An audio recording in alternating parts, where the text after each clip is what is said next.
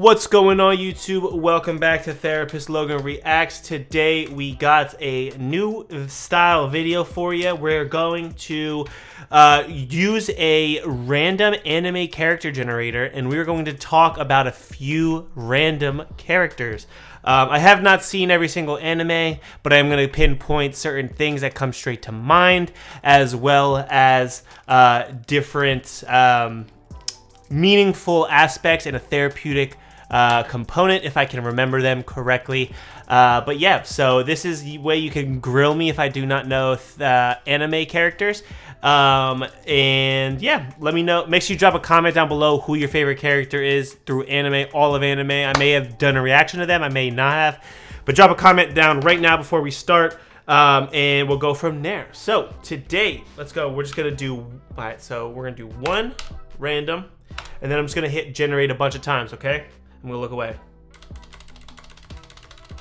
3, 2, 1. Oh, what? It didn't work. 3, 2, 1. Nagato. So, don't know what this one is, so let's respin. 3, 2, 1. Oh, no. Alright. That was a bad spin. Akamaru. Alright, so this boy is from Naruto. He fights animal style with his dog. Aka means red, which is pretty cool in Japanese. So when this individual turns into their next level or evolution, they turn into a red dog, which is pretty cool. Maru does not mean dog. Ino? Is it Ino? Inu maybe dog? I forget exactly off the top of my head. This character, although I would say B, C category type character, does not play a pivotal role, does have some really cool character development, especially at a young age, and then typically looks out for, again, Naruto. I would say they don't really have super significance when it comes to Naruto's development in a way, because he helps him train and whatnot. He is a very hard character. He does kind of come to grips with what it means to be to utilize animals and use beast jutsu. And he does have some identity components. He does deal with a lot of identity of being better or wanting to be Naruto's second-hand person, kind of run alongside with them, but he's kind of looked down on, and he'll never kind of amount to as much as Naruto or some of the other main characters. And this really reflects poorly on his mental health, his perspective of himself, and his self-esteem overall. Again, it just has to do with confidence and who you're kind of built up around, but he also does a lot of comparing as well, which I think leads to it. The quote is, "Comparison is a thief of joy." And that very much, I think, encapsulates Akamaru. And he very much kind of sees the negative aspects of it that comes along with it. But then he ends up kind of coming around and then working through that, and then being happy for the individuals that he is growing up alongside with and developing with. Great character. Enjoy him earlier on. I didn't enjoy him in Shippuden as much. That was just me personally. I did think it was kind of cool that they, again, have side characters that kind of have their own side missions and self-character development, which is pretty dope. Cool character, just not one of my favorites. All right, we'll do 2 more.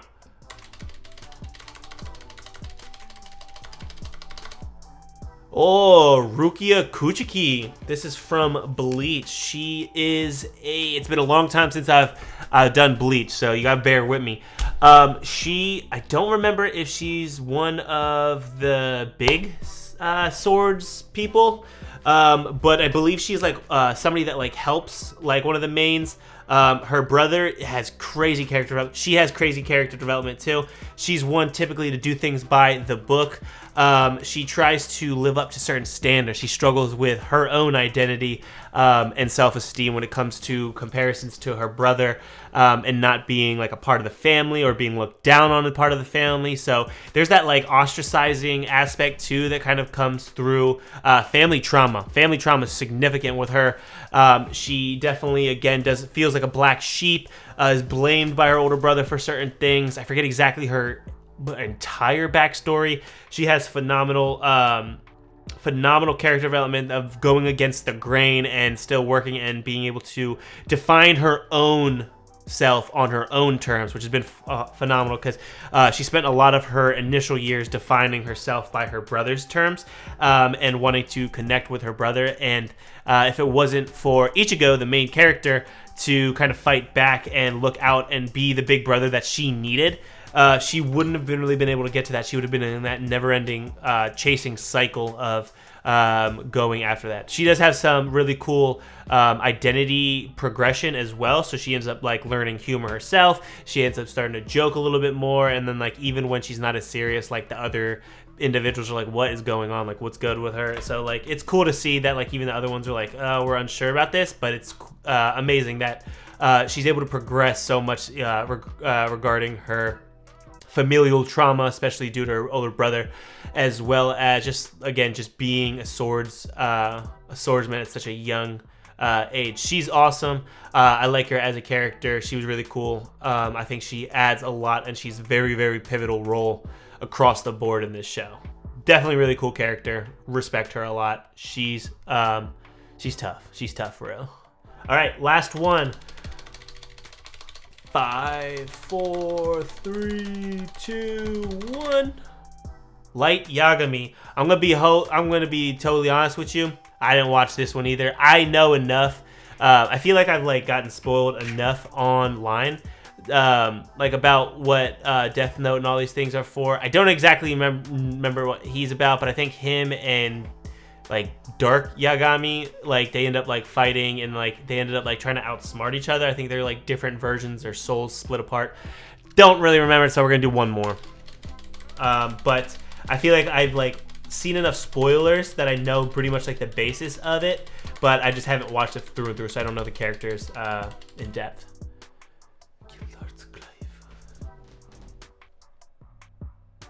I'm gonna be honest with you, I don't even know what anime that's from. Gildart's Clive.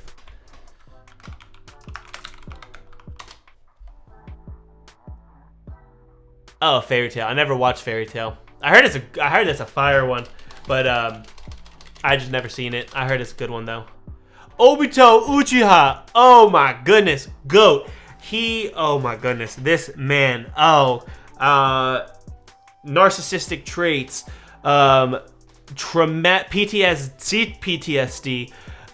Just so many different components that have just led him to like a life being astray and striving for this this illusion of what life should be, kind of like a fractured reality, wanting to disconnect and kind of like make it.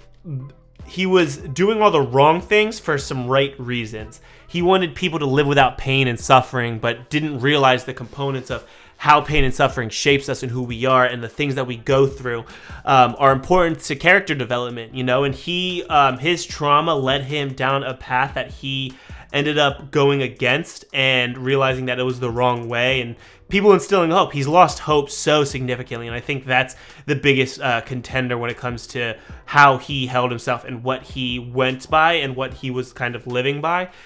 He did stand on business. I will give him that. He really did live by his code, and he did not play around with that at all. My goodness, one of my favorite characters from Naruto. I think he just added so much. He was such a good villain. I think he was so tough, and just again showing even like grooming in the sense of like PTSD by like what is that? The little clam guy. He's like a little creepy. Zigetsu or something. Just being like, again, just being lied to and told and manipulated from a young age, and just seeing the pain and suffering of what that does, is having adverse childhood reactions. The aces would just be astronomical for this. And again, being part of the Uchiha clan, and just the pain and suffering that he's gone through, just leading to what he's become, you know, and then again, abandoning that all once he gets reinstilled in hope. It's just an individual who has not been around the right people for his entire life. Definitely feel for this character, especially their background. Amazing character. I would definitely highly recommend reflecting on this character, watching the show Naruto Shippuden and just seeing him. One of my favorite things from him is when someone says Itachi has been killed, and he goes, "Oh no," or something, and then Obito goes, "Kidding," and then we finally see the actual like reality, and he goes, "It is just as I expected." I just think that's awesome. Toby, it's just as I expected. So this is the first time where you actually hear him change his voice. Sasuke triumphed in the battle. Itachi Uchiha is now dead. Huh? What? I don't believe it! Kidding. It's just as I expected. What? Hard. That shit was so tough. Oh my goodness. I lost it when I first seen this. I wish I could go back and relive this, but yeah, no, that was hard. Just really cool. I like him as a character. Cool background, cool. I wouldn't say cool, but horrifying, completely understandable. His crash out.